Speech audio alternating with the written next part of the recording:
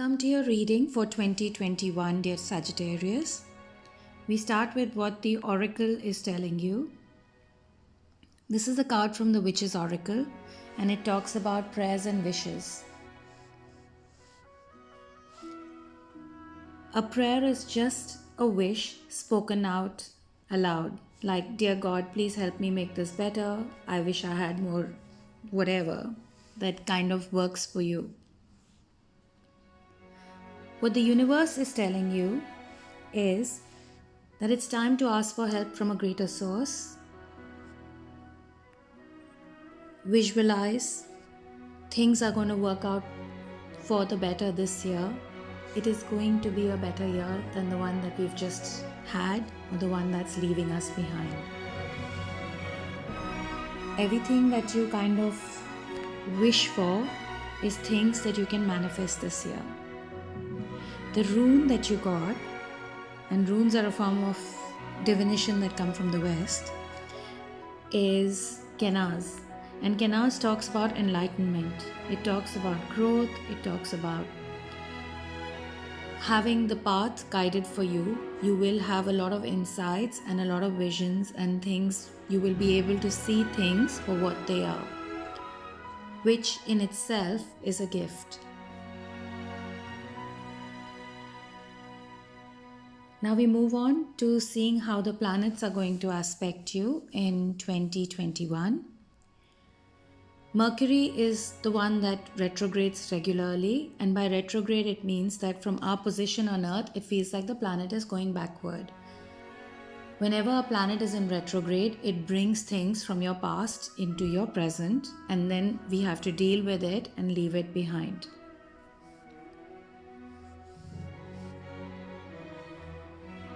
So we're going to be having major retrogrades in February and June, and then there's one in October, November. In February, the retrograde is in the sector that rules your mind. So there will be possibly misunderstandings that can take place because obviously Mercury is retrograding in the sphere of your mind.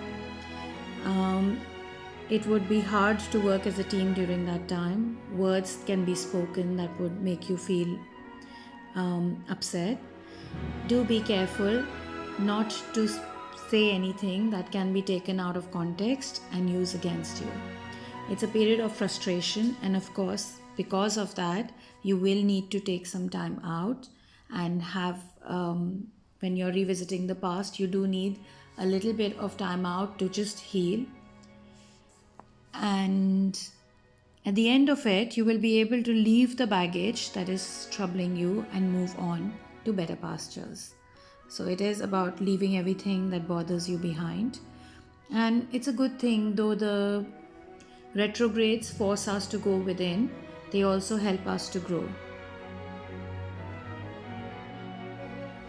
Now in June, Mercury will retrograde in your relationship sectors. It doesn't sound that good, but it isn't so bad either. June is also the month that hosts a major solar eclipse. Now this won't really be the best time in your relationship, and commitment issues will seem to be at the most on top of everything else. You may need to turn things around and see it from a new perspective. So there's this whole need of going within, looking things as to what you want, turning your perspective and bringing back, and there might be people who will come back from the past. As I said, retrogrades bring people back from the past. So if there are people coming back from your past and you do need to reinforce or renew a relationship with them, this would be the best time. As of now, with the Mercury retrograding, you do not want to commit to anybody. You wouldn't want to, so that will basically be the issue. But try and see it from the other person's point of view. Moving on to Mars, which is an aggressive planet which kind of gives us our drives and the thrust to do things.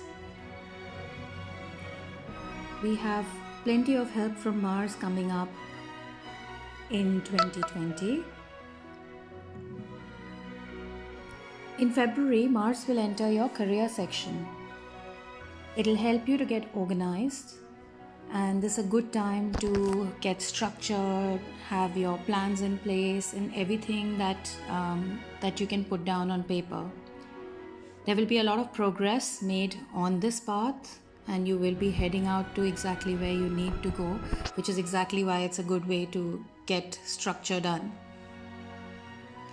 And there will be a kind of a completion and really a time of celebration towards the end of the year, where you can actually, throw up your hat and say that this is the work well done. In April, Mars enters your relationship sector, and there you have the desire to put down roots and celebrate. There is this whole feeling of wanting to have friends over, maybe even decide to get married. Either ways, it will be a celebration of some sorts, and you will be weighing your options after that, deciding what you want to take into the future and what you want to leave behind. So there is a lot of things that you will be looking at all your relationships and deciding what you wanted from life, which ones serve you, which ones don't serve you anymore. The good part is that this leaves you room to actually focus on those relationships which matter, and you will move on to a phase where there will be a need to make a commitment, and you will be happy to have commitment in serious issues. We move on to April, and from April to June, Mars goes deeper into your relationship and intimacy sectors. So there's definitely not a desire of a superficial relationship. The need is to have a relationship that goes beyond that. It has to have emotional, physical, and spiritual bonds. The universe will bring you exactly what you need to help you make your choices. And that in itself is quite exhilarating, because there is a period which is marked by happiness and contentment. There's complete joy. Do rope in your enthusiasm, however, so that the person that you're giving to is able to receive what you are offering them. We continue with the path of Mars through your life in 2020.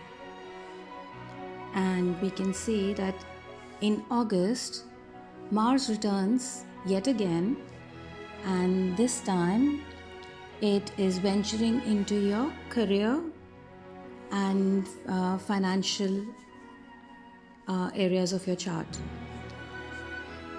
This time, Mars gifts you with its relentless determination and drive to succeed. You are fired to lead the way. It is your charisma that will draw people to you. You want to conquer as much as you can. There's an expansion. You take on new goals. And you have chosen where you want to expand and manifest. So there is this whole looking out at the world and deciding what you want to do and where do you want to grow. The entire universe is going to conspire to bring to you that what you need to manifest what you are wanting to happen, and your willpower would be very strong. This is a good time for you to make things work out according to you. So again, all that planning that you're going to do is going to help you out. In November, persistent Mars is still charging on ahead. This time it rules your subconscious mind. So you're going to be really going deep within. You will be looking out what it is that you really want. You'll have heightened intuition, and logic may not have much to do with it. The thing about going into your subconscious is that you will probably dredge out a lot of stuff that has been there as well. So you will be pulling out memories, fears, sorrows, baggage, guilt, anger, and all bringing it up to deal with it. And exactly what doesn't kill you makes you stronger, and you will be able to work out that baggage that you've been carrying with you and move on, and you would feel that you have come a full circle and you would be ready to salute yourself.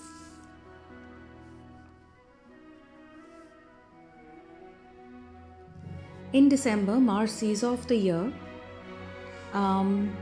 and gives you its gift of passion, learning, the potential of new plans to be manifested, and other things that kind of work for you. Jupiter, the planet of good luck, makes its presence felt in June July. It's going to help you expand your home.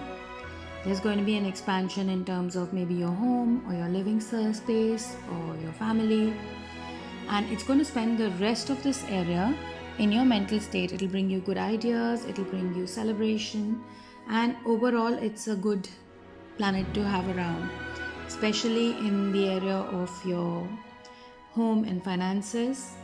It's quite helpful.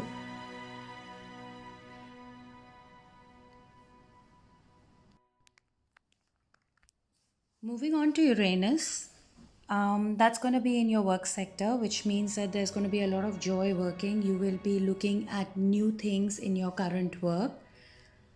And if your current job doesn't give you a lot of job satisfaction or happiness, then you would probably move on into looking at something that really, really passionately fires you.